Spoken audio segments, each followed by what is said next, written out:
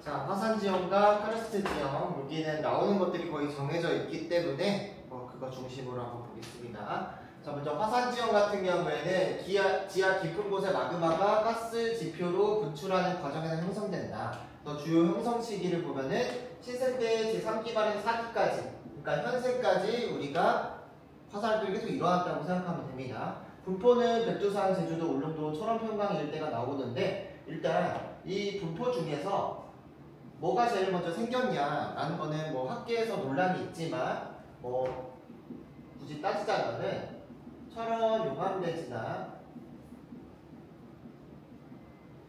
그리고 독도, 울릉도가 좀 먼저 생겼다고 보면 되겠고요. 그리고 백두산하고 제주도가 가장 늦게 생겼다라고 순서를 생각하시면 되겠습니다. 특히 독도가 울릉도보다 더 빨리 생겼다는 거는 기억을 해주시면 될 것 같아요.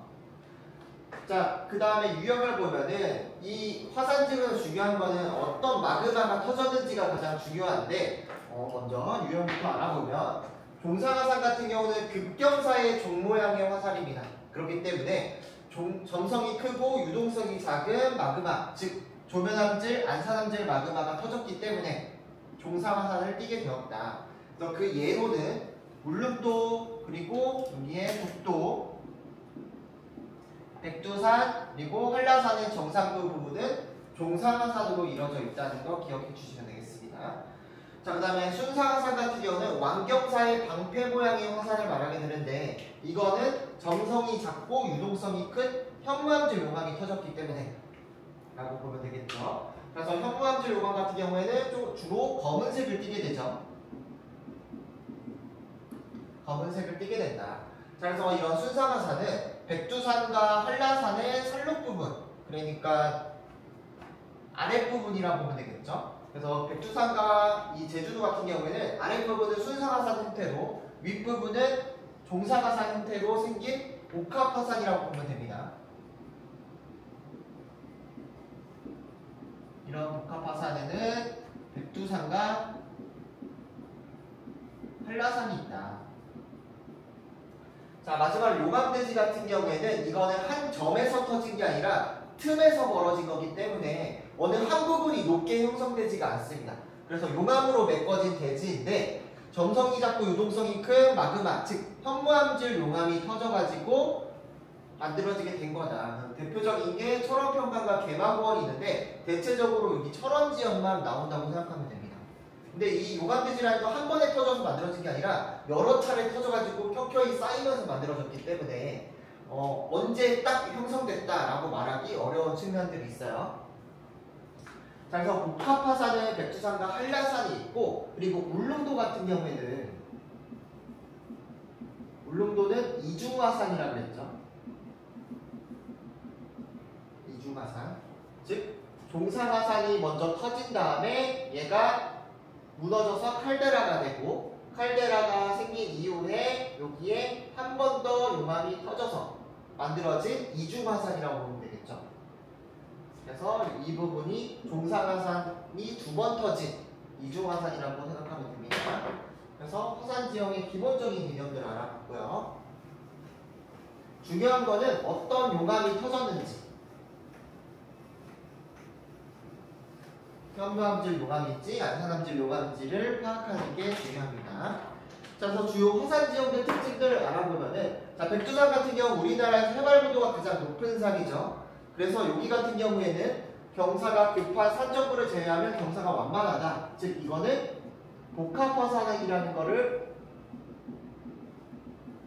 잘 보여주고 있는 설명이고, 그리고 무엇보다 제일 중요한 거는 백두산에서 바로 이 천지 부분입니다. 천지는 분화 후에 화구가 함몰되고 생긴 칼데라호라고 그랬죠. 칼데라호. 자, 그래서 이거랑 비교되는 게 한라산의 백록담인데, 백록담 같은 경우에는 칼데라호가 아니라 화구호라고 그랬죠. 그래서 백두산과 한라산 비교하는 문제로 많이 나옵니다. 자, 다음에 제주도 같은 경우에는 한라산 같은 경우에 정상 부분 종상화산이고 산력부는 순산화산 2부는 복합화산이다. 백두산과 마찬가지로 복합화산을 띠고 있고요. 그리고 백록당 같은 경우에는 분화구의 물이고였기 때문에 여기 천지보다는 아무래도 규모나 수심이나 이런 것들이 전부 다 작다라고 보면 됩니다.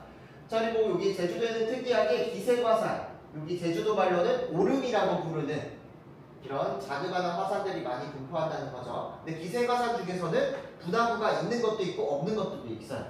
그래서 뭐 요렇게 생긴 애들도 있고 그냥 요렇게 생긴 애들도 있고 여러 가지가 많습니다.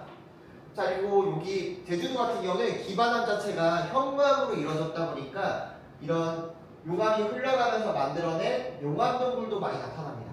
그래서 용암동굴은 이 제주도에만 있다고 생각하면 돼요. 백두산이나 그런 데서는 뭐 발견되기가 않았다. 그래서 만장굴이나 김녕굴, 혁재굴 같이 표층부가 하층부보다 먼저 냉각돼서 형성되는 용암동굴이 많이 나타나게 되는데 이런 용암동굴은 아무래도 나중에 석회동굴과 비교하는 문제가 나올 수가 있겠죠.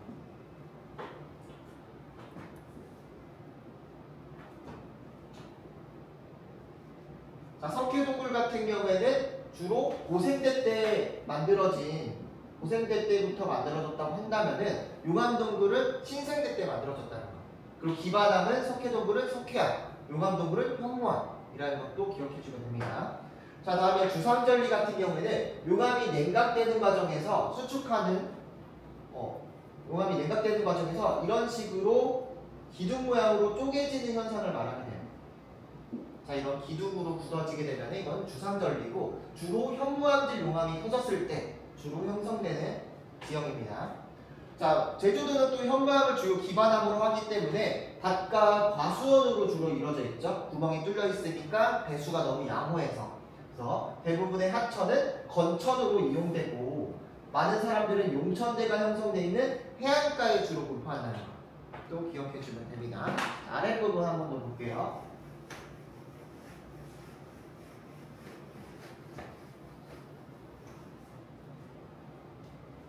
아랫부분 보면 기생화산이랑 용암동굴, 주상절리 나오는데 용암동굴의 특징은 안에 장식들이 없다는 거야. 깨끗하게 이렇게 넓게 이루어져 있다는 거. 석회동굴과 비교했을 때 안에 그런 침전물들이 없다는 거. 그 다음에 울릉도 알아보면은 울릉도는 점성이 큰 조면암질 마그마가 분출하여 형성된 종상화산이라는 특징을 가지고 있습니다. 종상화산. 자, 그렇기 때문에 여기는 경사가 대부분 급해요. 자, 울릉도 내부에는 나리분지가 있다 그랬죠? 울릉도 내부에는 하구가 함몰돼서 생긴 칼데라 분지인 나리분지가 형성되어 있다. 그래서 나리분지 내에서 소규모의 논농사가 가능하기도 합니다. 자, 그리고 이중화산체를 가지고 있다고 했는데 아까 그림 그렸던 대로 처음에 종상화산이 이렇게 터지고 종상화산이 함몰되죠. 함몰돼서 여기 부분이 칼데라 분지인 나리분지가 형성된 다음에 그 다음에 알봉이라고 하는 중앙화구구, 그러니까 한 번 더 터진 용암이 만들어져서 이중화산이 되었다. 그래서 과정을 잘 살펴보는 게 중요하고요. 그리고 여기 윗부분, 여기 부분, 파란색으로 척질한 여기 부분 같은 경우에는 이제 외륜산이라고 부르게 되는데 이거는 하나의 화산이라고 볼 수는 없죠. 화산의 껍데기인 거지. 자, 울릉도에도 마찬가지로 주상절리랑 다양한 해안 침식 지형들 발달되어 있는 것도 생각해보면 됩니다.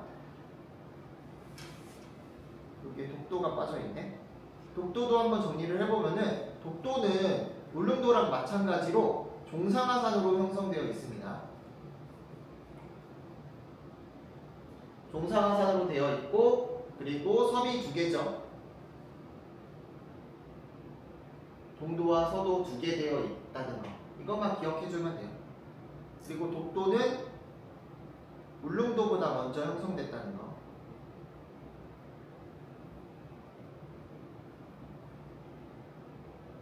그러니까 동해가 열리는 과정에서 같이 형성됐다고 생각하면 됩니다. 그리고 철원평강의 용암대지 살펴보게 되면은 이거는 어떤 마그마가 터진 거냐면 현무암질 마그마. 점성이 작은 현무암질 마그마가 한 점에서 터졌으면은 한 점에 터졌으면은 여기를 중심으로 이렇게 쌓였겠죠.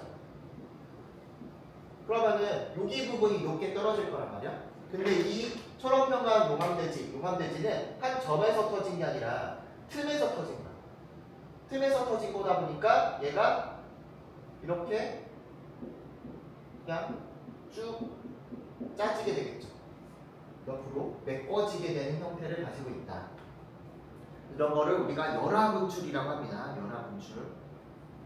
지각이 길게 벌어진 틈을 따라서 마그마가 솟아올라서 주변으로 넘치는 거다. 그래서 원래 있었던 지형 자체를 얘가 전부 다 메꿔버린다고 생각하면 됩니다. 그래서 이런 현무암질 요강이 터졌기 때문에 여기 주변에는 주상절리가 잘 나타나게 되겠고요. 그리고 여기 철원평가 용암대지는 기존의 하천이 흐르던 곳을 덮었기 때문에 여기는 특이하게 논농사가 가능합니다. 논농사. 이게 중요하죠. 그래서 관계시설을 이용해서 논농사가 가능하다는 게 특징이다. 그리고 철원 문제 나왔을 때는 임진강 또는 한탄강이 나오게 되면은 뒤도 볼 거 없이 그냥 용암대지 문제다 라고 생각하고 풀면 됩니다. 한탄강.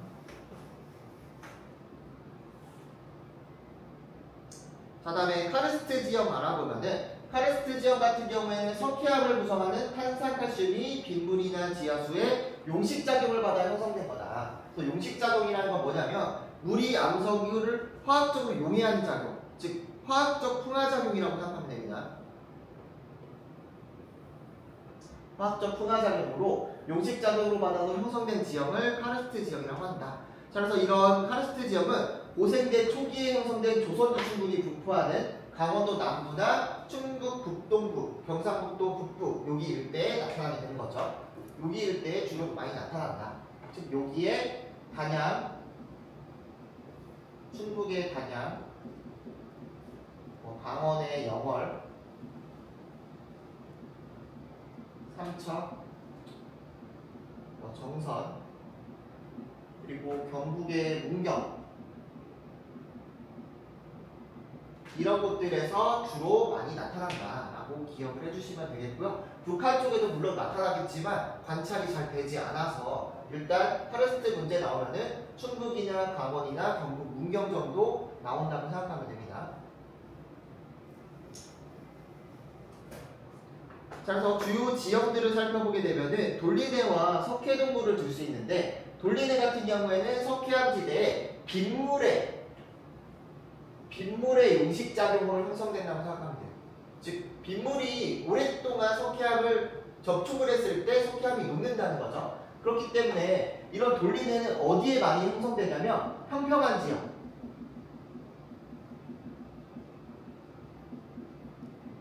즉 하천 주변에 있는 평평한 지역이 하안당부에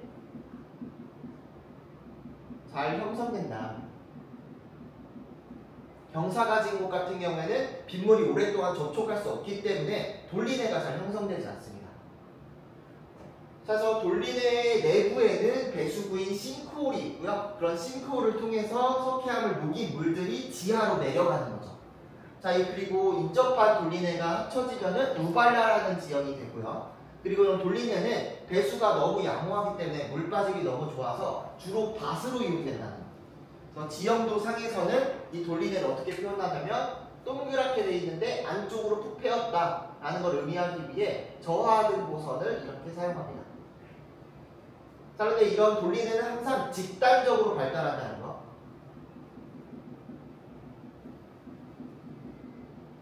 집단적으로 발달한다는 게 특징이고요. 이런 돌리네랑 비교돼서 문제가 나오는 게 제주도의 기생화산이에요.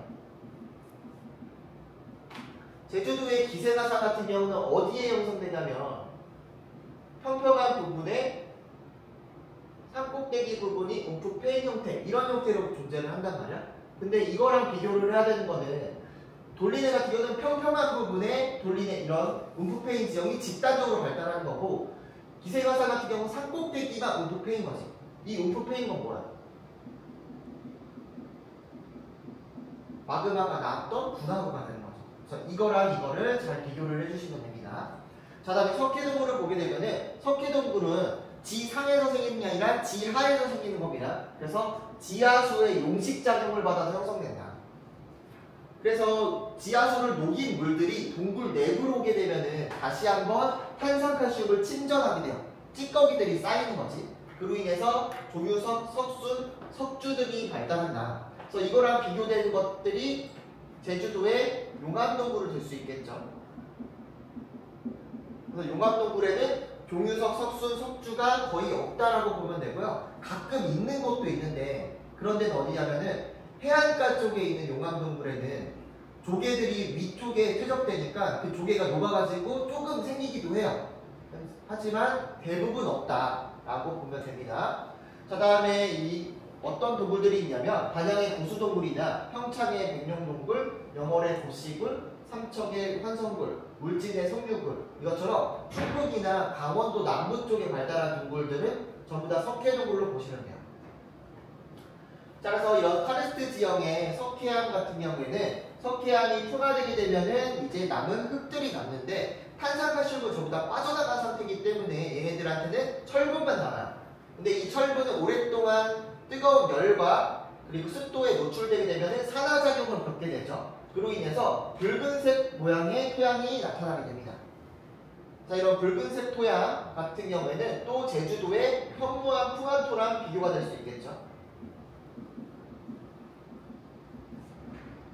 현무암 풍안토 같은 경우에는 검은색을 띠게 되고, 즉 현무암의 색깔을 그대로 띠게 되는데 석회암 풍안토는 석회암은 흰색인데 석회암 풍안토는 붉은색을 띈다는 거죠. 근데 공통점은 둘 다 배수가 양호하기 때문에 무슨 농사? 밭농사를 하게 된다. 그 다음에 이런 석회석은 시멘트 공업의 원료로 사용되게 된다. 그래서 산을 깎아가지고 석회암들을 많이 캐고 있다고 하죠. 그래서 이런 내용들 다뤄봤습니다.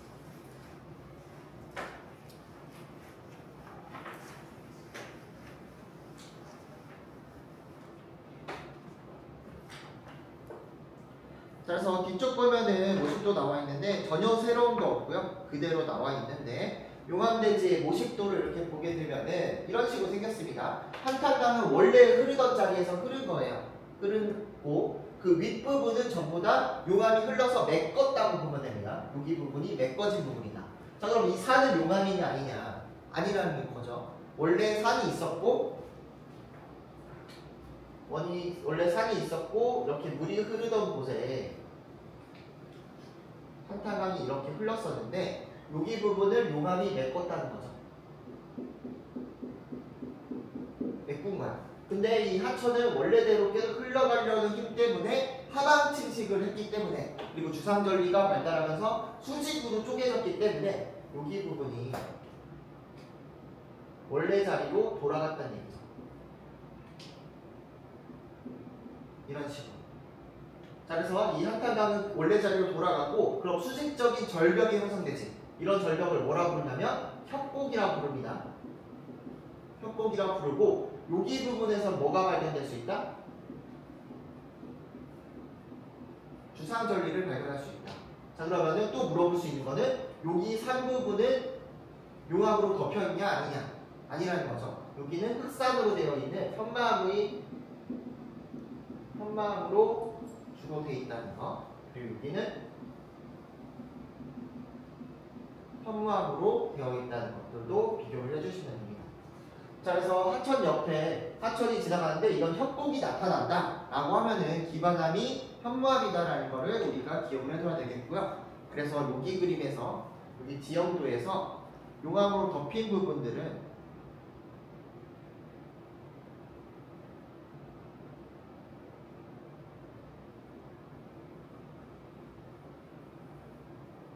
여기 부분들은 전부 다 현무암이라고 보면 되겠죠. 자, 그리고 여기에서는 유일하게 화산지형 중에서도 논농사를 한다는 거. 논농사가 가능한 이유는 주변에 하천이 있기 때문에 물만 갖다 대면 된다는 거죠. 밑에 토양을 보양하고 물만 갖다 대면 논농사가 가능하다는 것도 알아주면 됩니다.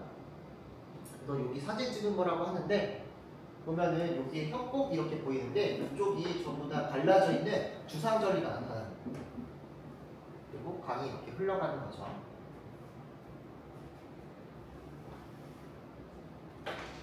그래서 이런 지형과 관련돼서는 이런 택리지 문제도 같이 나올 수가 있어요. 그래서 택리지에서 철원구는 태봉항이었던 두 개가 도읍지로 정한 곳이다. 철원은 비록 강원도에 속해 있으나 들판에 있는 곳으로서 이 들판은 용암대지를 말하는 거고,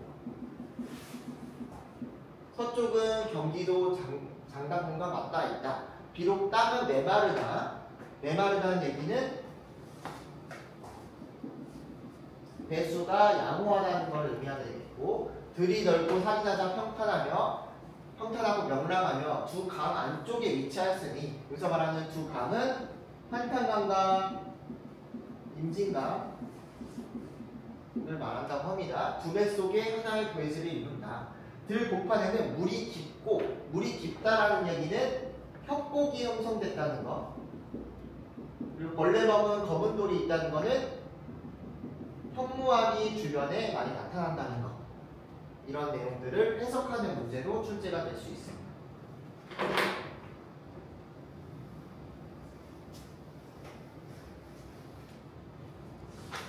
자, 다음 카르스트 모식도를 보게 되면은 카르스트의 이 돌리네 지형 같은 경우에는 집단적으로 평평한 부분에 발달하게 됩니다.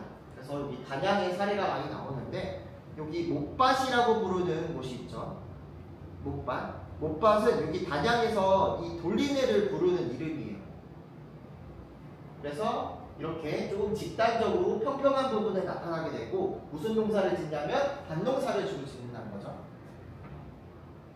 그래서 여기 문제 많이 나오는 것들이고, 그리고 석회동굴 같은 경우는 주변에 안쪽에 다양한 장식들이 있다. 석주, 석순, 종유석 같은 다양한 장식들이 있다는 것도 확인할 수 있습니다. 그래서 문제를 이거 풀어보자. 3번. 자, 지도의 AE에 관한 설명. 지형도 문제는 이런 화산지형 지형도는 새로운 게 없어요. 맨날 똑같은 거 나옵니다. 그래서 왼쪽에 있는 게 울릉도고 오른쪽에 있는 게 천지가 있는 거 봐서 백두산인 거 알 수 있겠죠. 자, 그래서 A, B, C가 의미하는 바를 좀 살펴보게 되면은 A 같은 경우에 울릉도는 아까 전에 봤듯이 이중화산이라고 했죠. 그래서 A 부분이 뭐냐면 외륜산이에요. 외륜산. 그러니까 기존의 화산의 껍데기 부분이라고 보면 되겠죠. 그래서 이 외륜산은 화산이 아닙니다. 그러니까 분화구가 있을 수가 없겠죠. 자, 그리고 여기 B 부분이 한 번 더 터진, 두 번째 터진 화산이 중앙 화구구가 되겠죠. 중앙 화구구가 되고, C 부분, 여기 울릉도에서 유일하게 평평한 C 부분이 나리분지라 부르는 칼데라 분지죠.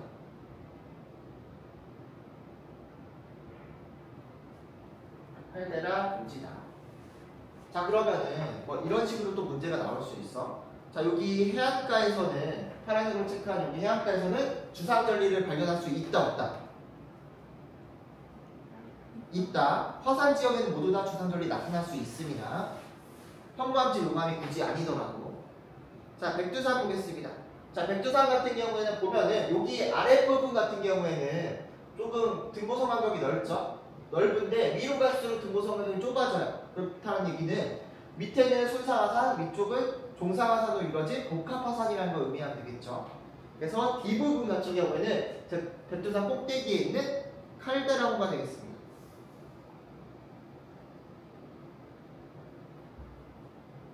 칼데라호.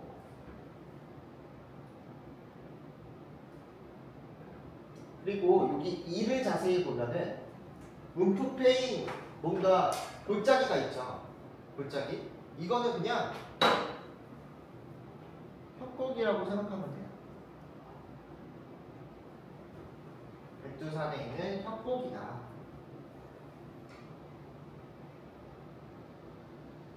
근데 실제로 백두산을 가보면은 여기도 예전에 신생대 사기 때 빙기의 침식 작용을 받았기 때문에 여기가 세계지리에서 말하는 U자국이 이렇게 형성되어 있는 것이죠. 근데 실제로는 이렇게 물이 흐르지 않고 U자국이 크게 형성된 곳이다 라고 보면 됩니다. 화산 지형과 높은 산의 특징이라고 보면 되겠죠. 자, 그래서 기억. C는 밖보다 논의 비율이 높다. C 같은 경우에는 울릉도니까 아무래도 밭이 더 많겠죠. 니은. E는 둘 이상의 돌리네가 합쳐진 우발라다. 우발라는 카르스트 지역에 별다라는 거겠죠. 자, 디귿. A는 B보다 산 정부의 형성 시기가 이르다. 이거는 처음에 화산에 만들어진 산 전부분이기 때문에 B보다 나중에 터진 중앙화보다 조금 더 빨리 형성됐다고 보면 되겠죠. 그리고 C와 D는 모두 화구의 함몰로 형성된 칼데라에 해당한다. C는 물이 고이지 않은 칼데라 분지고 이건 물이 고인 칼데라 호니까 이거 맞는 얘기죠. 그래서 정답은 5번이 되겠습니다. 자, 4번도 한번 풀어볼게요.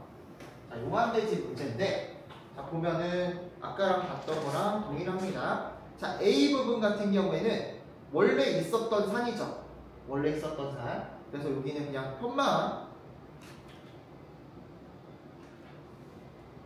이뤄진 흑산이 되겠고요. 그리고 B 부분 같은 경우에는 그냥 용암대지 부분이라고 보면 됩니다. 용암대지로 여기는 현무암이 나타난다. 요 C 부분 같은 경우에는 한탄강이 하방 침식으로 깎아버린 협곡이 형성된 거지. 협곡으로 주상절리를 관찰할 수 있을 거고요. D 부분 역시나 용암대지, 평평한 용암대지 부분이라고 보면 됩니다. 그래서 그냥 글자가 한탄강이 딱 보인다 하면은 생각할 것도 없이 용암대지를 가면 되겠죠. 자, 그래서 보면은 1번 A는 소규모 용암 분출로 형성된 기생화산이다. 기생화산은 제주도에만 있습니다. 제주도에만 있고 조금 규모가 더 작게 생겼다. 이런 식으로. 자, 2번 B의 노는 한탄강 범람에 대비한 제방을 설치한 후에 개관되었다. 아무래도 한탄강과 위에 있는 용암대지 부분이 높이 차이가 크게 나기 때문에 제방을 형성한 다음에 한 건 아니죠. 그래서 이 저하등 고선을 제방으로 볼 거냐 진짜 협곡으로 볼 거냐 이걸 가지고 헷갈릴까봐 문제를 낼 것 같아요. 그래서 제방이 아니다 라는 거. 제방은 이렇게 생겼죠. 이렇게 생겼고 저하등 고선은 이렇게 생겼다는 거. 이거는 제방이고 이거는 저하등 고선이다.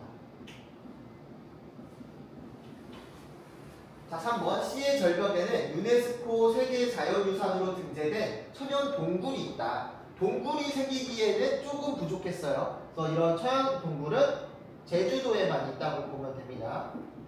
용암동굴은 제주도에만 있다. 자, 4번 D의 평탄면은 오랜 침식 이후 유기한 고위평탄면 전혀 상관없죠. 자, 5번 A의 주된 기반함은 B의 주된 기반함보다 형성 시기가 이르다. A의 주된 기반함은 주로 편마함이기 때문에 시원생대에 형성됐고 B의 주된 기반함은 현무함이기 때문에 신생대 때 형성됐죠. 그래서 형성 시기가 이르다고 보면 됩니다. 정답은 5번이 되겠죠. 화산 지형에서 이 정도가 거의 대표적인 문제라고 할 수 있겠고요. 그리고 이런 식으로 제주도랑 화산 지형을 비교하는 문제도 많이 출제된다. 제주도랑 카르스트 지형을 비교하는 문제들. 아까 봤듯이 기생화산 같은 경우에는 산꼭대기가 움푹패였는데 여기는 평평한 부분에 움푹패인 지형이 집단적으로 나타나는 걸 보고 파악을 해주시면 됩니다. 넘어갈게요. 자, 이제 기후 들어갑니다.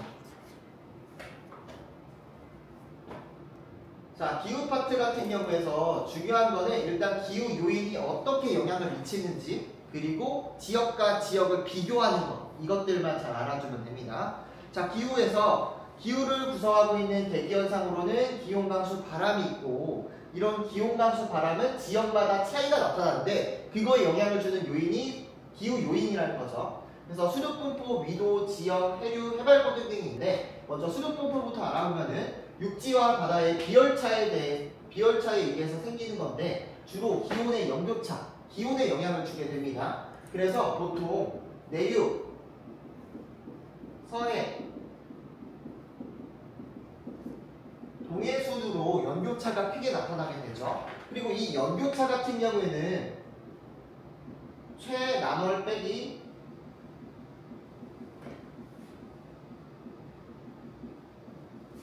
최하늘 기온인데 우리나라는 기후의 특색이 여름철에는 어딜 가나 다 덥다는 거야. 지금 우리 청주가 더운 것처럼 부산도 덥고 뭐 저기 강원도도 덥고 경기도도 덥고 다 더운 거야. 그런데 지역마다 차이가 큰 거는 바로 이 최하늘 기온이라는 거죠. 특히 이 수륙분포는 최하늘 기온에 많은 영향을 주게 되는데 내륙 지역 같은 경우에는 최하늘 기온이 매우 낮고 그리고 동해 지역 같은 경우 최하늘 기온이 좀 높다라고 보면 되겠죠. 그래서 이 연교차랑 최하늘 기온은 정확하게 반비례한다고 보면 됩니다. 그래서 연교차는 최하늘 기온에 반비례한다. 최하늘 기온이 낮으면 낮을수록 기온의 연교차는 커진다는 거죠. 자, 다음 위도 보겠습니다. 위도 같은 경우에 저위도에서 고위도로 갈수록 일사량이 감소하기 때문에 기온이 낮아진다. 여기서 말하는 기온은 연평균 기온이 될 수도 있고 또는 최하늘 기온이 될 수도 있습니다. 근데 우리나라 같은 경우는 땅덩어리가 엄청 크지 않기 때문에 남북 간의 차이가 겁나 크진 않아요. 지나치게 크진 않지만 대체적으로 남에서 북으로 갈수록 기온은 떨어진다는 것만 기억해주면 돼요. 자, 다음에 지역 같은 경우는 강수량에 영향을 주게 되는데 바람바지 사면은 비그늘 사면보다 강수량이 많아요. 근데 우리나라의 비는 어느 계절에 많이 내리죠? 여름에 많이 내리죠. 그렇기 때문에 이 지역 같은 경우에 여름 계절풍이 남쪽에서 불어오는 바람이 있죠. 주로 남서풍의 바람바지 지역이 강수량이 많다라고 보면 되겠죠. 그래서 태백산맥의 서사면, 서쪽 사면인 한강 중상류 지역 그리고 소백산맥의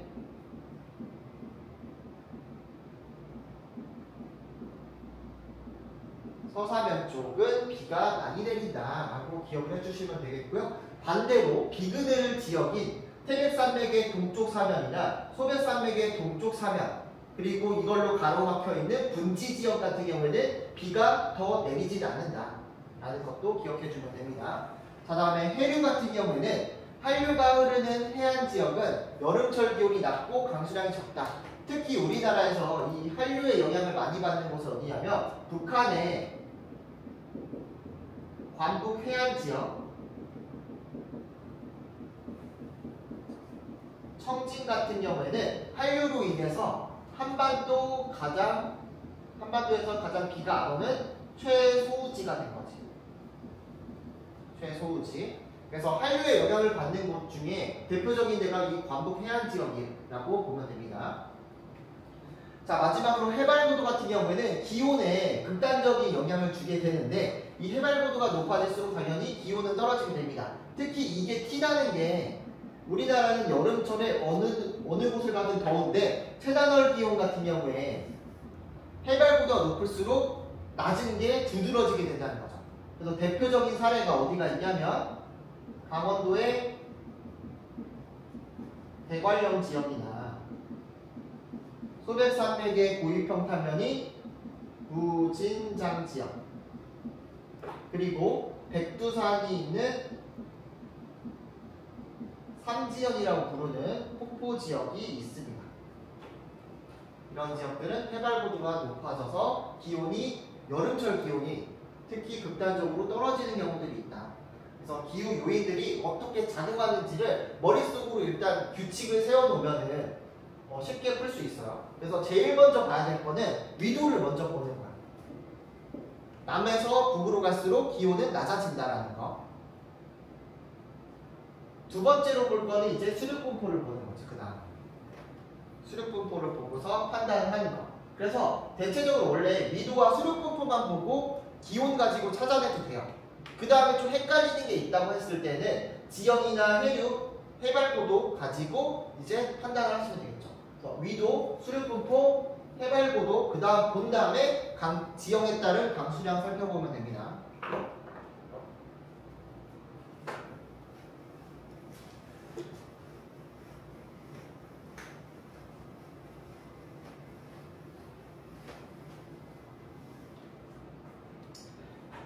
자, 그래서 우리나라의 기후 특성 보게 되면은 냉온대 기후가 나타난다. 냉온대 기후가 나타나는 거는 북반구 중위도에 위치하기 때문에, 즉 어떤 위치? 수리적 위치랑 관련되어 있는 거죠. 그리고 우리나라는 대륙성 기후가 나타난다. 즉 유라시아 대륙의 동안에 위치하기 때문에 이거는 지리적 위치죠. 그래서 계절풍 기후가 나타난다는 것도 역시나 지리적 위치의 영향이라고 보면 되겠습니다. 그래서 겨울에는 한랭 건조한 북서계절풍이 불게 되고 여름에는 고온 따습한 남서와 남동 계절풍의 영향을 받는다. 우리나라 기온 특성도 그냥 간단하게 알아보면은 남에서 북으로 갈수록 해안에서 내륙으로 갈수록 연평균 기온은 대체적으로 낮아진다는 거. 그래서 지역의 동서 간의 차보다 남북 간은 좀 길게 생겼기 때문에 우리나라가 남북 간의 차이가 크다. 자, 기온의 분포의 지역차도 보게 되면은 1월 평균 기온과 8월 평균 기온이 있는데 1월 평균 기온이 바로 최하늘 기온이 되겠죠. 자, 최하늘 기온 같은 경우에는 비슷한 위도상에서는 동서내 순으로 나타난다. 즉 내륙이 가장 춥다는 거죠. 특히 동해안이 비슷한 위도의 서해안보다 높게 나타난다 라는 거. 그래서 이 문제 많이 나오는 중부지방을 예를 들게 되면은, 이 서울을 비롯한 중부지방을 예를 들게 되면은 일단 1월 평균 기온은 울릉도가 가장 높고 다음이 강릉이 높고 다음이 이제 인천, 다음이 뭐 서울이라던가 홍천, 가장 추운 데가 대관령, 이런 순으로 보면 됩니다. 문제 가장 많이 나오는 지역이죠. 한강 중산유를 비롯한 이 지역. 자, 특히 이 울릉도 같은 경우에는 동해 해상에 위치하고 있기 때문에 가장 바다 영향을 많이 받아서 따뜻하다고 보면 되고요. 강릉 같은 경우에는 동해 쪽이죠. 그래서 울릉도와 강릉은 동해 쪽이기 때문에 따뜻하다. 그리고 인천 같은 경우는 서해 쪽이기 때문에 상대적으로 내륙보다는 따뜻하고요. 서울, 홍천, 대관령 같은 경우는 내륙이죠. 근데 내륙 중에서 홍천하고 서울 중에 왜 서울이 홍천보다 더 따뜻하냐를 물어본다면은 홍천하고 대관령 같은 경우는 강원도의 태백산맥 위로 올라가는 곳이기 때문에 해발보다 높아서 조금 더 춥다라고 생각하면 됩니다. 특히 대관령 같은 경우에는 해발고도가 높은 지역이죠. 높아서 여름에도 겨울에도 춥다는 걸 의미하게 됩니다. 그래서 우리나라에서는 지역별로 기온의 차이를 판단할 때는 이 1월 평균 기온을 위주로 판단을 해주려야 된다는 거. 최단월 기온 가지고는 찾기가 어렵습니다. 자, 다음에 8월 평균 기온 같은 경우에 최난월 기온이라고 할 수 있겠는데, 이때는 우리나라 전체가 북태평양 고기압의 영향 안에 들어가기 때문에 1월 평균 기온에 비해서 지역차가 적어요. 많이 나봐야 0.1도 또는 뭐 1도 정도가 차이가 날 뿐이지 크게 의미가 없다. 1월 평균 기온 같은 경우는 심하게는 한 10도까지도 차이가 나거든, 지역 간에. 근데 이 8월 평균 기온은 심하게 나봐야 3도 정도밖에 차이가 안 난다는 거. 자, 그래서 여기에서 최단월 평균 기온을 줬다는 거는 어디를 찾으라는 거냐면 해발고도가 높은 산지를 찾으라는 거예요. 최단월 기온이 줬다는 거는 해발고도가 높은 데를 찾아라. 그래서 해발고도가 높은 산지는 주변보다 기온이 낮은데 대표적인 게 아까 얘기했던 대관령과 무진장 그리고 백두산 일대를 들 수가 있겠다. 여기 세 지역이 두드러지게 높다라는 겁니다. 두드러지게 기온이 낮다라는 거죠. 그래서 기온의 연교차와 이제 일교차를 살펴보게 되면은 기온의 연교차 같은 경우에는 일단 북부지방이 남부지방보다 당연히 높습니다. 그래서 우리 한반도에서 가장 높은 데가 어디냐면은 연교차가 가장 큰 곳이 중강진이라는 곳이죠. 연교차가 가장 큰 곳. 그래서 중간쯤 꼭 기억을 해주시고요. 자, 그리고 내륙과 해안 비교했을 때는 내륙이 높고 해안 내에서는 서해가 동해보다 높다. 그래서 내, 서, 동 순서대로 나타난다는 거죠. 자, 다음에 기온의 일교차를 보게 되면은 일교차 같은 경우는 낮과 밤의 기온차죠. 낮과 밤의 기온차인데 이런 기온이 쉽게 변한다는 거는 공기 중에 습도가 낮다라는 얘기야. 즉 공기 중에 습도가 낮으면은 공기의 비열 자체가 작아지게 되겠죠. 그러면은 온도 차이가 커지는 거야. 그래서 건조한 계절일수록 일교차가 큰 거지. 그래서 봄, 가을철 같이 건조하고 고기압이 많이 지나가는 계절에는 일교차가 크게 벌어져요. 그에 반해서 여름철 같은 경우에는 아침에도 덥고 점심에도 덥고 저녁에도 덥지. 즉 흐린 날씨고 공기 중에 습도가 높기 때문에 일교차가 적게 나타나게 됩니다. 자, 그럼 이런 일교차가 크게 되면은 어떤 일들이 벌어지게 되냐면 일교차가 크게 되면은 안개가 많이 발생해요. 안개가 많이 발생하고 분지 지역 같은 경우에는 기온 역전 현상이 발생하기도 합니다.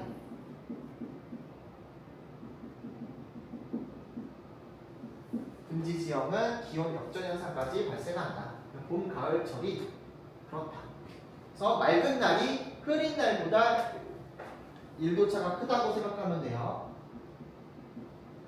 맑은 날은 흐린 날보다 기온의 일교차가 크다. 그래서 아래쪽에 있는 기온 분포 보게 되면은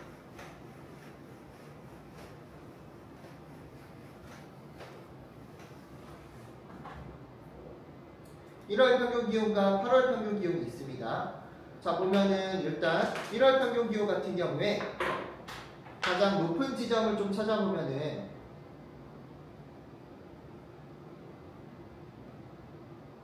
여기 제주도가 가장 따뜻하죠. 아무래도 남쪽으로 갈수록 따뜻하고요. 여기서 중요한 거, 1월 평균 기온에서 중요한 거는 여기 영도선을 기억하는 겁니다. 영도선. 자, 보면 우리가 대체적으로 남에서 북으로 갈수록 따뜻해진다고 그랬죠. 근데 이게 어느 해안가에 위치하느냐에 따라 다르다는 거지. 즉 강릉 같은 경우에 동위도대에 홍천과 비교해서 당연히 따뜻하겠죠. 근데 강릉보다 좀 더 남쪽에 있는 청주랑 비교를 해보자. 청주랑 비교했을 때 강릉이 따뜻해요? 청주가 따뜻해요? 청주는 좀 밑에서.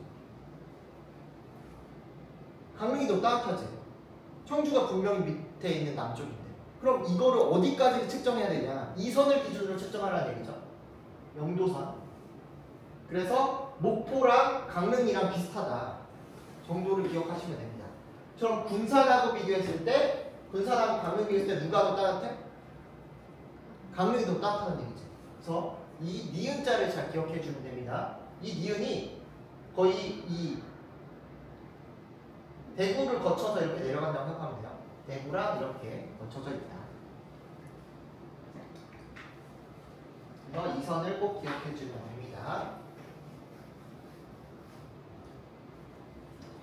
자, 반대로 8월 평균 기온 같은 경우에는 거의 티가 안 나요. 가장 높은 데를 보게 되면은 여기 제주도 26도가 있죠. 그리고 가장 낮은 데를 보더라도 여기 대관령 일대만 좀 낮을 뿐이고 평지 같은 경우에는 그냥 똑같이 26도 정도로 나옵니다.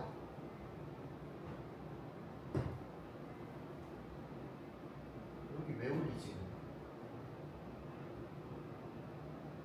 그래서 별로 차이가 안 나는데 차이가 나는 데들은 어디 있냐면 22도로 되어 있는 데들 있죠.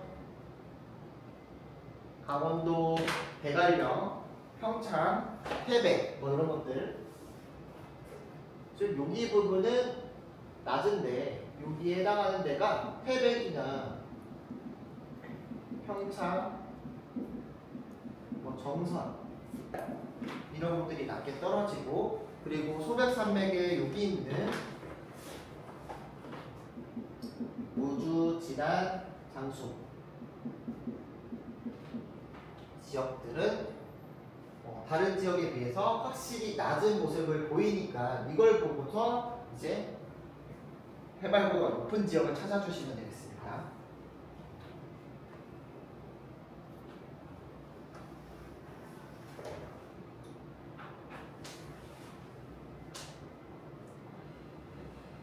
자, 국지적 기온분포 현상도 보게 되면은 기온역전 현상부터 볼게요. 기온역전 현상 같은 경우에 기온 지표군의 기온이 상공의 기온보다 낮아지는 현상이 바로 기온역전 현상인데 언제 많이 형성되냐? 기온의 일교차가 크고 바람이 없는 맑은 날 밤에 많이 생긴다는 건데 어디에서? 내륙 분지에서 많이 생깁니다. 그래서 우리가 보통은 땅에서 지면에서 위로 올라갈수록 점차 기온이 떨어지기 마련인데 그래서 아래쪽에는 따뜻한 공기가 위쪽에 차가운 공기가 있어야지 서로 섞이게 되겠죠. 즉 대류 현상이 발생하게 되는데 기온 역전 현상이 발생하게 되면 대류 현상이 일어나지 않아요. 그래서 이때는 대기가 안정된다고 하는 거야. 대기가 안정된다는 얘기는 서로 안 섞인다는 얘기거든.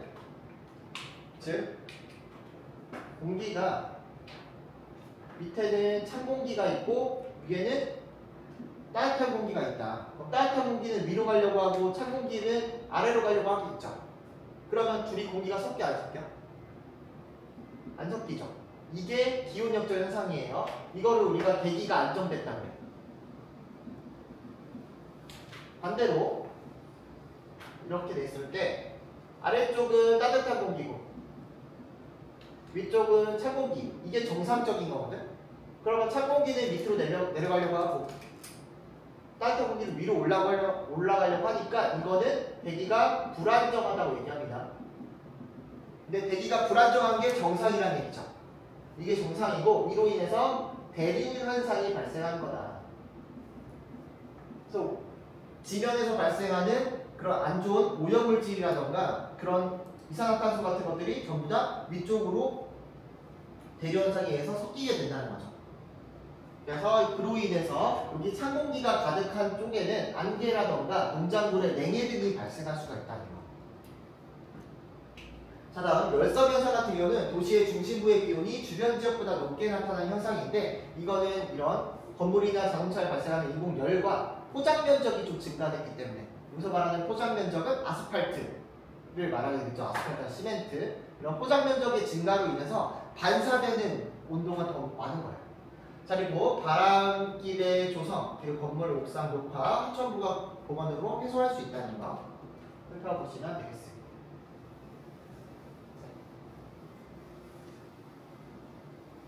그럼 대기 이런 열섬 현상은 겨울철에 심하게 나타나게, 여름철에 심하게 나타나게? 겨울이게, 여름이게? 우리가 실질적으로 느끼기에는 여름이 더 뜨겁다고 느끼거든? 근데 실제로는 겨울철에 더 심하게 나타난다고 해요. 자, 우리나라 강수도 보겠습니다. 자, 우리나라 강수 특성을 보게 되면은 우리나라는 평균적으로 약 1200에서 1300mm 정도가 내리는 수면 기후예요. 비가 많이 오는 곳들입니다. 그래서 보통 우리가 다우지라고 한다면은 다우지와 소우지는 사실 상대적인 개념이야. 주변 지역에 비해서 얘가 비가 많이 내리냐 적게 내리냐 이 차이거든. 그래서 다우지라고 해서 딱 몇 미리를 넘어야 돼 이건 아니에요. 근데 일반적으로 우리 남한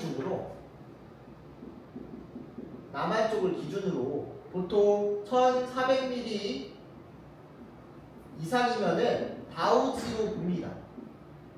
남한 기준으로 1400mm 정도 되면 다우지로 보고 1200보다 아래다. 1200보다 아래면은 주로 소우지로 봐요. 근데 이거는 그냥 경험적으로 이해를 해주는 거고 사실상 이런 미리수 가지고 측정하진 않습니다.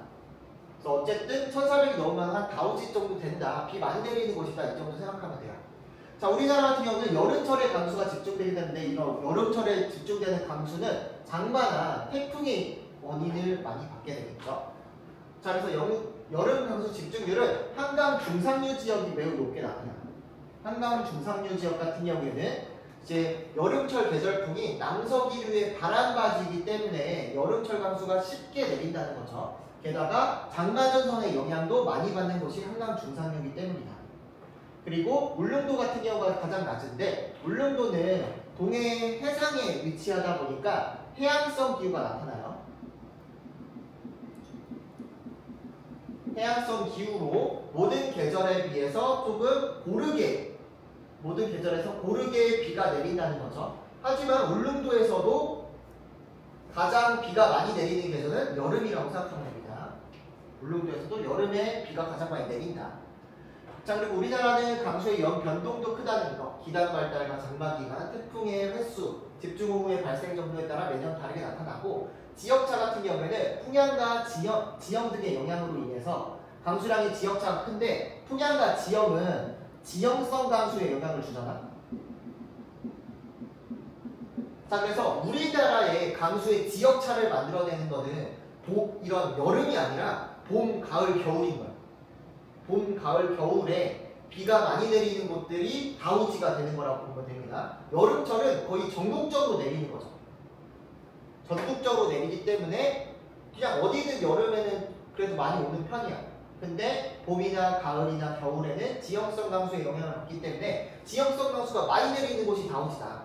그래서 다우지 같은 경우에는 수변한 남서기류의 바람바지 지역이나 제주도 남해안 일대가 비가 많이 내리는데, 특히 우리나라는 여름철에 남쪽에서 습한 바람이 많이 불기 때문에 제주도나 남해안 같은 경우는 남쪽에서 바람만 불었다면 비가 내리는 거야. 그래서 여기가 비가 가장 많이 내린다고 보면 됩니다. 그래서 여기 같은 경우는 거의 1800에서 2000mm가 평균이야. 1800에서 2000이 평균이니까 제주도 남해안 일대를 강수량으로 이기기에는 좀 어렵다. 근데 그 중에서 두 번째로 오는 지역이 어디냐면은 대관령이에요. 대관령은 산꼭대기에 위치하고 있기 때문에 바람이 동쪽에서 불어오게 되면은 바람바지 쪽으로 형성되어서 비가 많이 내린다는 거죠. 대관령 정도가 1800mm 정도 내린다고 보면 됩니다. 그 다음에 한강 중상류 지역이 한 1500에서 1600 정도 내리는 거죠. 1500, 1600 정도 많이 내린다. 그래서 한강 중상류 지역, 그리고 청천강의 중상류는 이거는 북한 쪽인데, 북한의 희천이라는 곳이죠. 희천과 신의주 쪽. 근데 북한 쪽 같은 경우에는 아무래도 남쪽에서 불어오는 바람이 효과적으로 대처하기가 어렵기 때문에 얘네들은 우리나라의 다우지에 비해서는 확실히 강수량이 떨어집니다. 얘네들 강수량 다 합쳐봐야 뭐 1200 정도밖에 안 돼요. 1200, 1100 뭐 이 정도밖에 안 된다. 다우지지만 비가 많이 내리지는 않는다는 거. 자, 소우지를 더 중요하게 볼 필요가 있습니다. 자, 소우지 같은 경우는 상승기류가 발생하기 어려운 평야 지역이나 아니면은 분지 지역에서 많이 형성되게 되는데, 평야 지역의 대표적인 사례로 대동강 하류, 평양과 남포를 들 수 있고요. 그리고 남한 쪽의 평야 지역이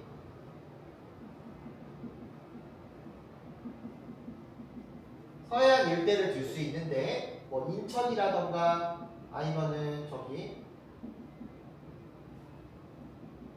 전북에 있는 해안 지역은 비가 상대적으로 좀 적게 내린다. 상대적으로.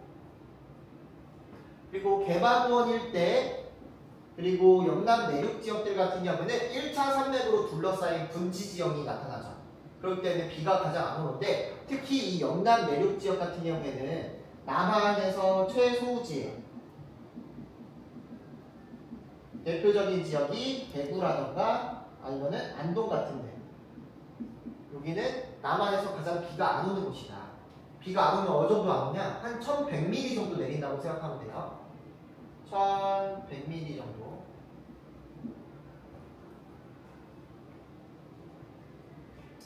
그리고 광부 해안 지역 같은 경우에는 지형적 요인과 한류의 영향을 많이 받아서, 여기는 지형 플러스 한류의 영향으로 인해서 북한에서 가장 비가 안 오는 최소우지가 나타납니다. 대표적인 지역이 청진과 성진이라고 부르는 곳이 나타납니다.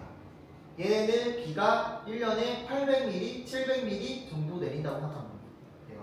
700에서 800. 그래서 이런 강수 문제가 나왔을 때는 뭐 대구가 나왔다 또는 청진이 나왔다면은 강수량이 뚝 떨어져 있는 것부터 찾아내면 됩니다. 강수량이 좀 낮은 것들부터 찾아내면 돼요.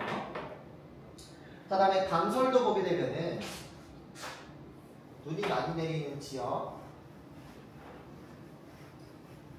자, 눈은 겨울철에 내리니까 겨울철에 계절풍의 바람바지 지역이 당연히 눈이 많이 옵니다. 그래서 북서풍과 북동풍의 바람바지 지역에 눈이 많이 내리게 되는데 울릉도 같은 경우에는 동해안가에 위치하기 때문에 북서풍, 북동풍 모두 다 영향을 받아요. 그래서 우리나라에서 눈이 가장 많이 내리는 최다설지라고 보면 됩니다. 최다설지로 북서풍, 북동풍 모두 영향을 받는 바람바지예요. 물론 이 울릉도라는 곳이 평평하게 생겼으면 눈이 안 내렸을 거야. 많이. 이 정도로 많이 내리지 않았는데 울릉도는 뾰족하게 생긴 종상화산이죠. 그렇기 때문에 뭐 바다 쪽에서 바람이 불게 되면은 무조건 공기가 상승해서 눈구름이 만들어지는 거지. 그래서 울릉도가 제일 많이 내리고요. 자, 그 다음으로는 어디가 많이 내리냐면 영동지방이 많이 내립니다. 북동쪽에서 바람이 불어왔을 때 영동지방을 타고 올라가면서 대관령과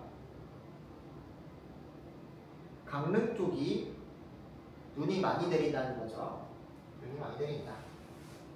자, 그리고 충청과 호남 서해안 같은 경우는 북서풍이 불어올 때 서해 바다를 거쳐오면서 차갑고 건조한 이 북서 계절풍이 서해 바다를 건너오면서 습기를 머금게 되는 거야. 머금은 상태에서 육지에 상륙하게 되면은 이 기온 변화, 바다 효과라고 하는 기온 변화 때문에 눈구름이 만들어져서 눈을 많이 뿌린다는 거예요. 대표적인 지역이 충남, 호남의 서해안가에 위치한 정읍이라든가 소백산맥 서사면에 위치한 무주, 진안, 장수 같은 경우에는 눈이 그래도 많이 내리는 편이다. 라는 거. 그래서 여기 눈구름 사진을 한번 보게 되면은 1월 강수량 보게 되면 울릉도, 독도 같은 경우가 눈이 많이 내리고요. 강원도, 대관령 여기 부분도 눈이 많이 내리고, 그리고 북서풍이 불었을 때 이쪽에 소백산맥이 이렇게 지나가니까 소백산맥의 서사면 쪽 이쪽에 눈이 많이 내립니다. 자, 그리고 특이하게 제주도랑 서귀포 같은 경우에도 1월 강수량이 많은데 여기는 눈으로 내리기보다는 비로 많이 내리는 거죠. 그래서 여기도 비가 많이 오는데, 자, 그러면 제주도랑 서귀포랑 비교했을 때 어디가 더 눈이 많이 내리냐?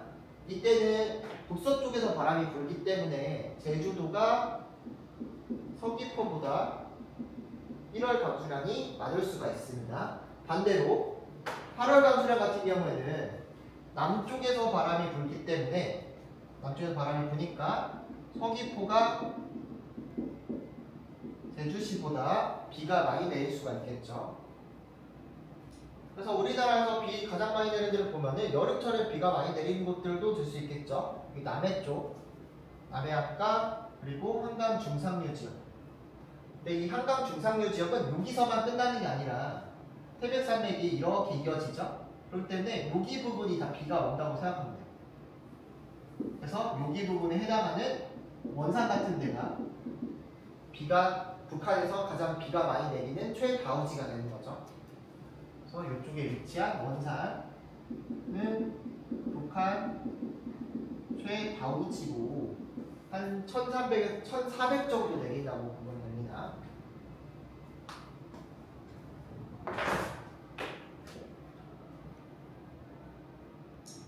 그래서 넘어가서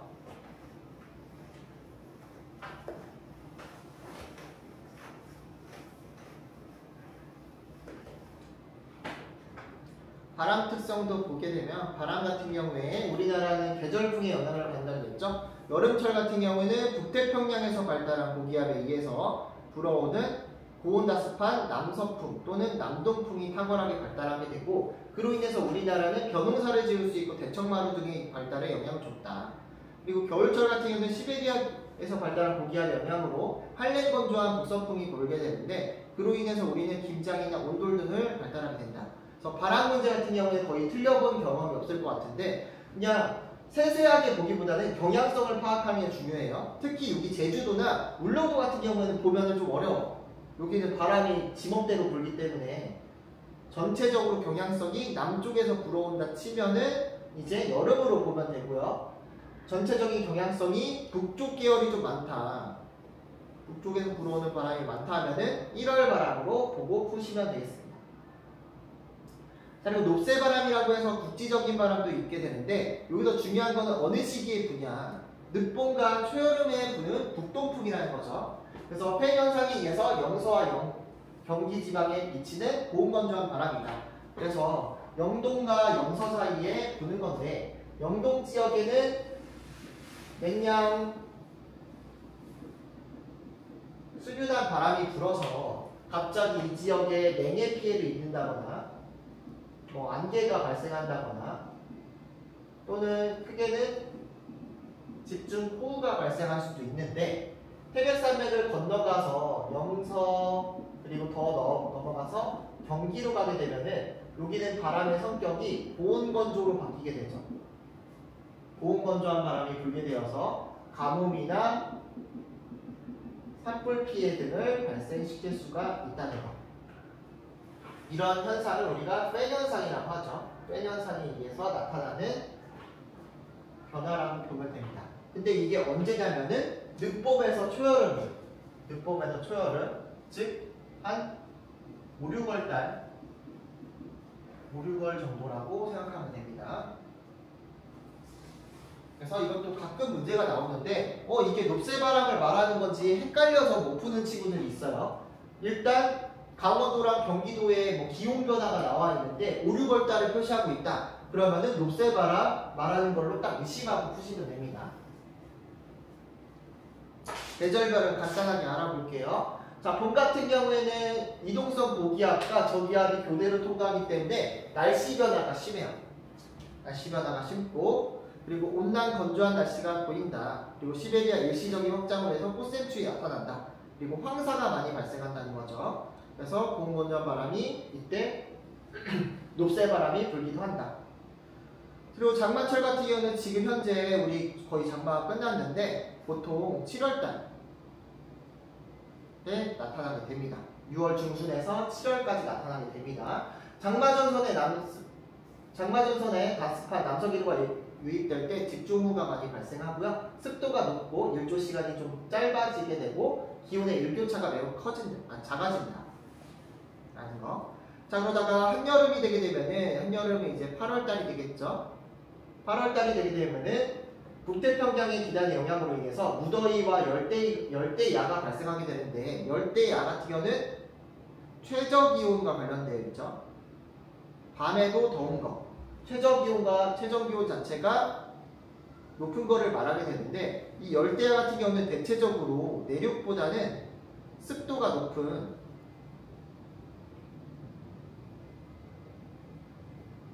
해안에서 많이 발생하게 되겠고요. 이 무더위 같은 경우에 우리가 또는 열대일 또는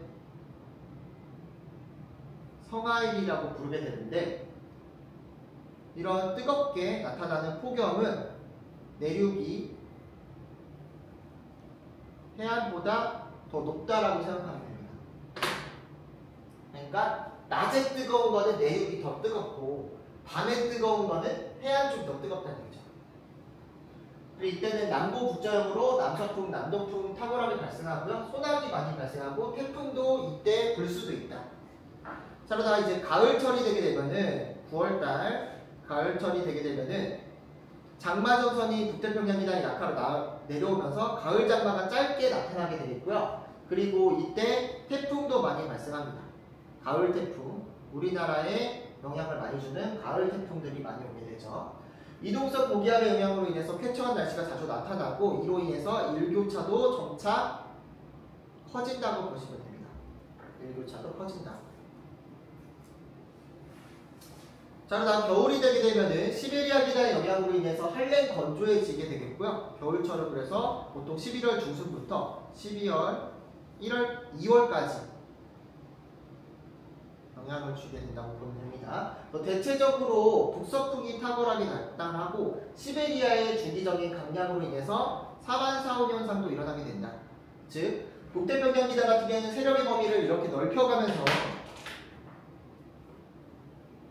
이 고기압, 북태평양 고기압의 세력의 범위가 넓어지게 되면서 기압의 강도 자체가 이 기압선 자체가 그렇게 간격이 넓게 발생한다는 거죠. 그래서 이때는 바람이 약해요. 바람이 많이 불지 않아. 바람이 좀 적은데 겨울 같은 경우에는 고기압의 위치를 보게 되면은 시베리아 고기압 여기 북서쪽에 위치하고 있죠. 그리고 등압선의 간격 자체가 조밀하죠. 조밀하다는 얘기는 바람이 더 세다는 얘기야. 바람이 더 세게 분다. 북서쪽에서 세게 불어온다는 겁니다. 기온과 주민생활도 좀 간단하게 알아보거든. 일단 우리나라 같은 경우 여름에는 덥기 때문에 통풍이 잘 되는 350옷, 겨울에는 솜털 가죽을 입는다. 식생활 계절에 맞는 음식 먹는다. 추위에 대비한 온돌과 더위에 대비한 대청이 함께 나타난다. 그래서 이 온돌과 대청 같은 경우에는 주로 중부지방에서 많이 나타나는 거죠. 함께 나타나는 거는. 그리고 겨울이 추운 북부지방 같은 경우는 가옥 구조가 폐쇄적이에요. 그래서 겹집 형태가 나타납니다. 이렇게 방과 방이 서로 붙어있는 겹집이 나타나게 되고 여름이 무더운 남부지방 같은 경우는 호집이 나타나요. 호집이라 그래서 이렇게 한 줄로만 되어 있는 집들이 주로 나타난다는 겁니다. 또 강수랑 관련해서도 좀 살펴보면은 하천 주변에서는 터 도dum집을 지어서 침수에 대비한다. 그러니까 약간 자연재방의 물을 범람원 쪽에 집을 짓더라도 터를 좀 높여가지고 범람을 막으려고 했고요. 그리고 울릉도 같은 경우에는 강설벽, 눈을 막기 위한 우대기가 있다는 거. 우대기. 그리고 우리나라는 강수의 계절적 편차가 크기 때문에 저수지나 보, 댐 같은 것들을 많이 건설한다고 했죠. 저수지, 보, 댐 같은 거. 그리고 바람과 주민생활도 보게 되면 배산임수의 취락은 남향에 이런 입지를 추구를 하고요. 제주도 전통가옥 같은 경우에는 제주도는 바람이 많이 불기 때문에 그물로 지붕을 엮어서 덮게 되고 호남지방 같은 경우도 바람과 눈이 많이 불기 때문에 까대기라고 하는 우대기랑 약간 비슷한 우대기는 뭔가 집으로 한다면은 까대기는 비닐으로 그냥 감싸는 거예요. 바람과 눈을 막기 위한 시설이 있다. 경제생활 이거는 그냥 읽어보면 되겠죠.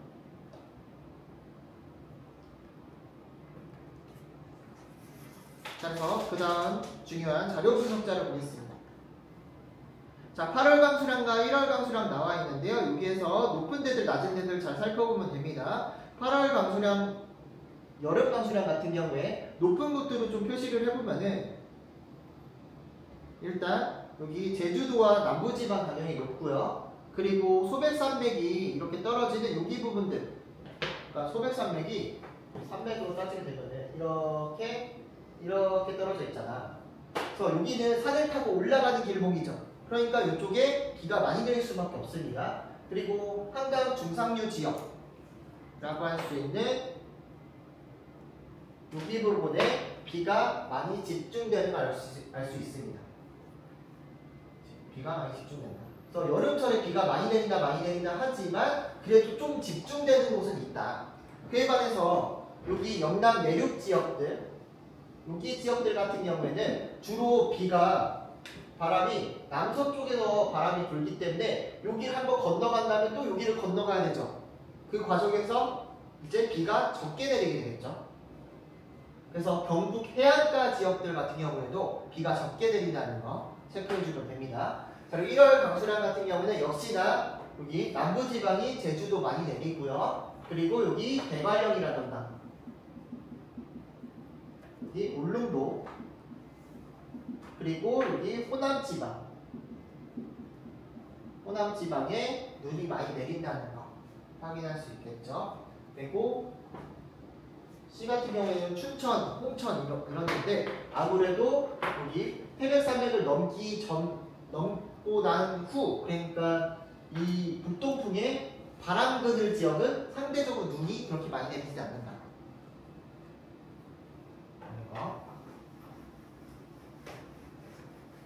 그래서 이번에 수능 완성에 나온 기후 자료를 보게 되면은 별거 없어요. 예전에는 지역별로 엄청나게 그거를 세세하게 데이터를 다 줬거든. 근데 이번에는 간단하게 이걸 준 거야. 그 말은 뭐냐? 이번 9월이나 수능에서 디테일하게 안 물어보겠다는 거야.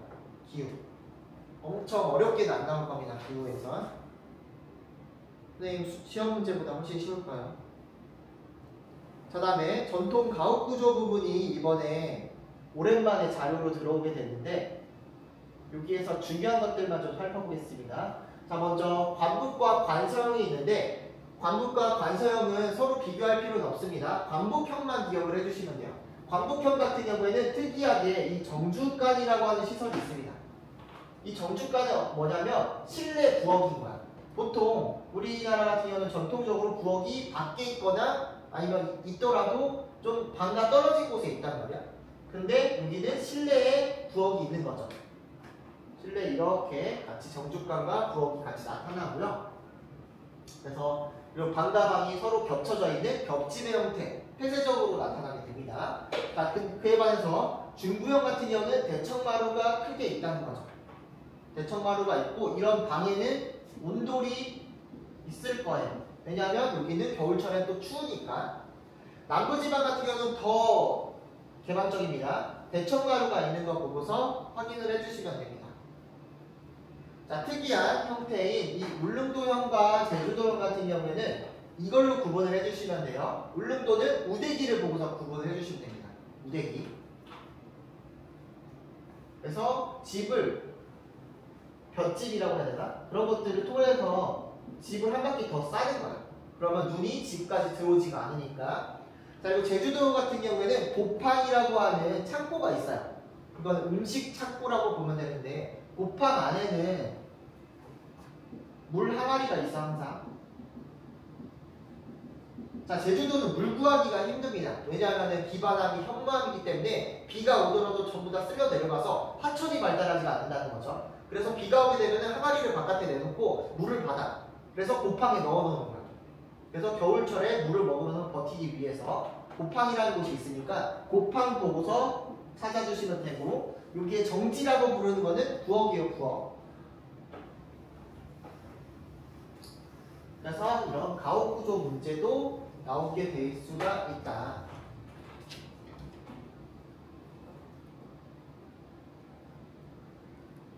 그래서 문제 몇 개만 풀어보면 3번 문제 한번 볼까요?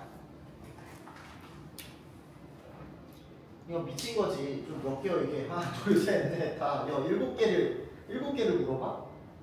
수능에선 뭐 그런 일은 없겠지만 이렇게 무지막지하게 낼 수도 있는데 이것도 그냥 우리 기후 요인의 규칙에 따라서 구분하면 돼요. 규칙에 따라서. 일단 남쪽부터 북쪽까지 나와 있죠. 그리고 데이터를 보니까 연평균 기온하고 연 강수량이 나와 있는 거야. 그러면은 남쪽부터 북쪽까지 쭉 배치하면 돼. 남쪽부터 하나, 둘, 셋, 넷, 다, 여, 일곱 이렇게 있지. 그러니까 가장 남쪽에 있는 여기가 비가 가장 많이 내리는 서귀포가 되겠죠.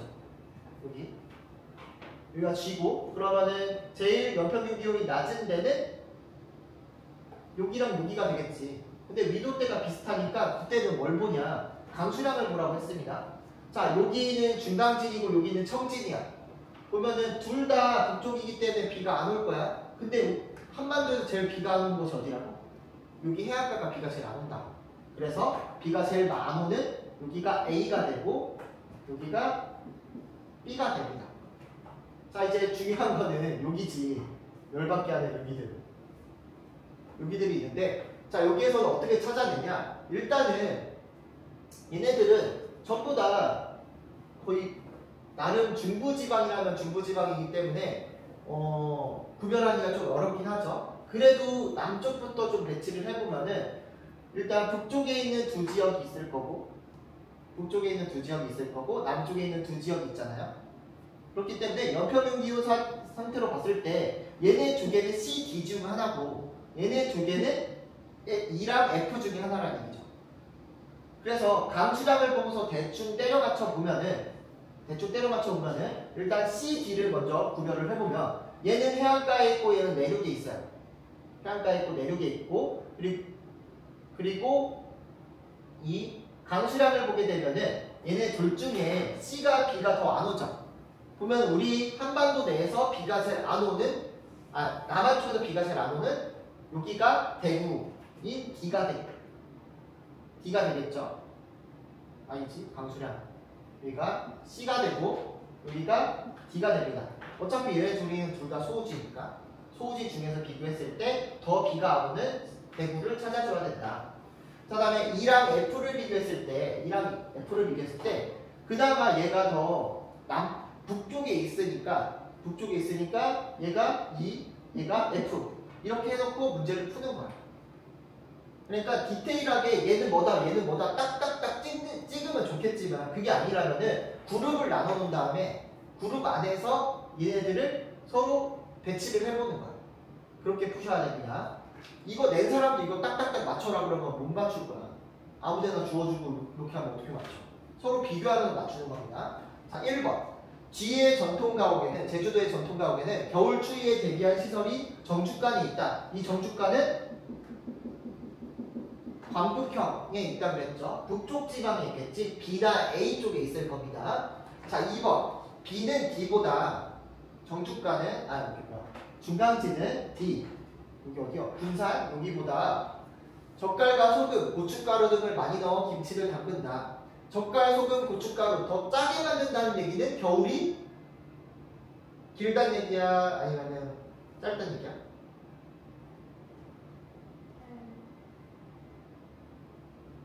젓갈, 소금, 고춧가루 등을 많이 넣는다는 얘기는 겨울철이 그렇게 춥지가 않다는 얘기지. 왜냐하면 김치 같은 경우는 좀 온도가 높으면 식어버리니까 더 짜게 담근다는 거는 따뜻하다는 얘기야. 그래서 B는 D보다 추운 곳이기 때문에 더 싱겁게 먹을 거예요. 싱겁게. 자, 3번. C는 F보다 기온의 연결차가 크다. C는 내륙에 있고 F는 여기 해안가에 있으니까 기온의 연결차 크게 나타나겠죠. 자, 4번. A와 E는 내륙,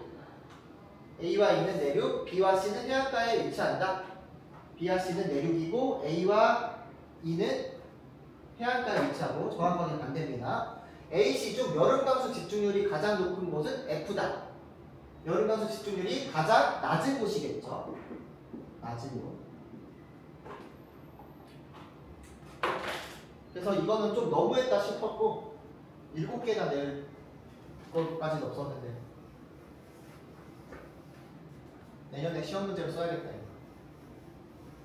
애들 토하겠지? 자, 다음에 또 9번 풀어봅시다.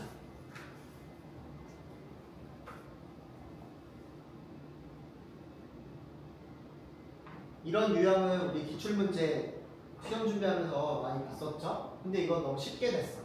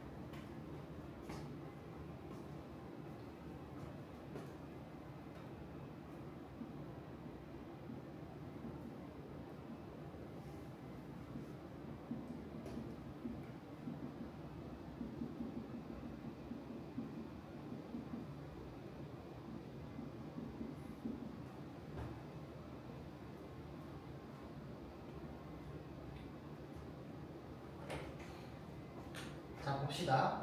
자, 이런 문제 많이 나오죠. 기울값 차이라 그래서 뭐 빼기 뭐 이렇게 나오잖아. 그러면 진짜 니네들이 자꾸 빼려고 할 생각을 하지 말라고. 이거는 함정이야. 이 그림을 자꾸 이해하려고 한단 말이야. 얘랑 얘가 지금 몇 밀리니까 뭐지? 이거는 사실 뭐 빼기 뭐를 한다는 얘기는 지역간에 절대값을 안 주고 상대값을 주겠다는 얘기야. 차이만 주겠다는 거라서 우리 그러면은 순서만 기억하면 돼. 순서만. 자, 먼저 연평균 기온이 나와 있죠. 기온 같은 경우에 어디가 제일 따뜻하냐면 가가 제일 따뜻한 거야. 그 다음이 다가 제일 추운 거야. 그러면 바로 나오죠. 남쪽에서 북쪽으로 갈수록 기온은 떨어지니까 그럼 가나 다가 되는 거지. 가나 다. 자, 그리고 기온만으로 내가 충족이 안 된다. 겨울 강수량 가지고 보겠습니다. 겨울 강수량도 제일 많은 데가 가고, 그 다음 나고, 제일 적은 데가 다래요. 가나 다. 그래서 겨울 강수량이 많은 곳들도 확인할 수가 있죠. 자, 이렇게 봤을 때 이런 것들은 진짜 따질 거 없이 그냥 순서만 써놓는 거야. 순서만 써놓은 다음에 대입하면 돼요. 우리가 알던 대로. 이 그래프 읽으려고 하지 마시고 순서만 따져놓고 하면 됩니다. 자, 1번. 가는 냉대기후 지역이다. 제주도 같은 경우에는 거의 이제 열대기후가 가까운 모습이죠. 냉대기후 지역 아니고요. 자, 나는 나보다 최상월 평균 기온이 높다. 최상월 평균 기온을 물어볼 때는 항상 내륙과 그냥 평지와 평지끼리 물어보지는 않아요. 절대 평지랑 평지끼리 잘 물어보지는 않습니다. 다만 나랑 이걸 물어봤다고?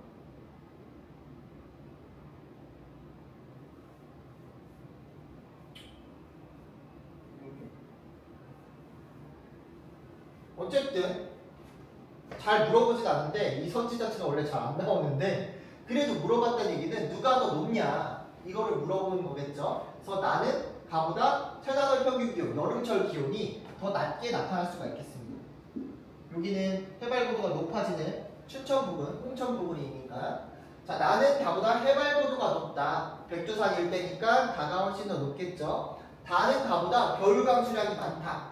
다 같은 경우에는 겨울강수량 차이 나와 있잖아. 제일 적겠죠. 가가 제일 높고. 그래서 5번. 가다 중 여름강수 집중률이 가장 높은 곳은 나다. 한강 중상류에 해당하는 나가 제일 높을 거예요. 가 같은 경우에는 겨울 강수량도 많고 여름 강수량도 많기 때문에 얘들은 상대적으로 여름 강수 집중률이 좀 떨어진다고 보면 됩니다. 그래서 한강 중상류 지역이 여름 강수 집중률이 높다는 거 꼭 기억해 주시고요. 그래서 오늘은 여기까지 하고 다음 시간에 자연재해로 지나가도록 할게요.